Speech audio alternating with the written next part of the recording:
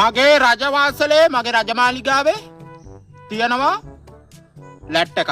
ඒ ලැට් එකේ පෝච්චිය හදලා තියෙන්නේ රත්තරන් වලින්. ඒ ලැට් එකට යන්න පුළුවන් මටයි මගේ රජ බිසෝවරුන්ටයි විතරයි. ඒ අරනකොට වෙන කිසිම කෙනෙකුට යන්න බෑ. මගේ ළඟ ඉන්න පුරෝහිත කෙනෙකුටවත් 5-16කටවත් යන්න බෑ. ඒ රත්තරන් ලැට් පෝච්චියේ තියෙන ලැට් එකට කවුරු හරි වෙන ගිහිල්ලා තිබුණොත් මං උන්ව දිවස්සුල ඉඳවනවා. රාජකීය දඬුවම් පනත යටතේ උන්ට දසවද දීලා මම මරනවා.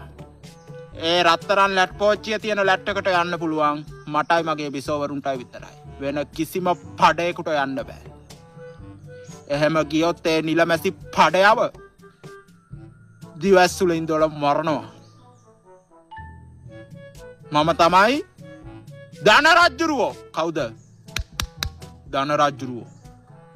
මගේ රාජ තේජස රත්තරන් ලැට් එක මේ ලෝකේ තියෙන උසස්ම තත්ත්වයේ මිලාදික රත්තරන් ගෙනල්ලා මම මේ ලැට් එක හැදුවේ. මේ ලෝකේ තියෙන ගණම්ම දේවල් මේ ලංකාවේ කිසිම කෙනෙකුට වාහනයක්වත් ඒ ලැට් පෝච්චිය ගත්තු සල්ලි වලින් ගන්න බෑ. බලපන් ඒකේ තියෙන අන්න එහෙම තමයි මේ ධනරජුරුව වැඩ කරන්නේ.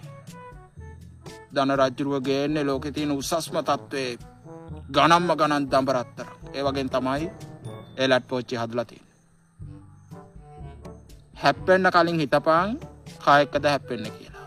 වැරදිලා හරි ධනරජුරුවන්ගේ ලැට් එකට වෙන කවුරු හරි එකෙක් ගියොත් රත්තරන් පෝච්චියේ තියෙන එකට විඳවන්න ලෑස්ති වෙලා හිටපන්. මටයි මගේ බිසෝවරුන්ටයි විතරයි ඒ ලැට් එකට යන්න පුළුවන්.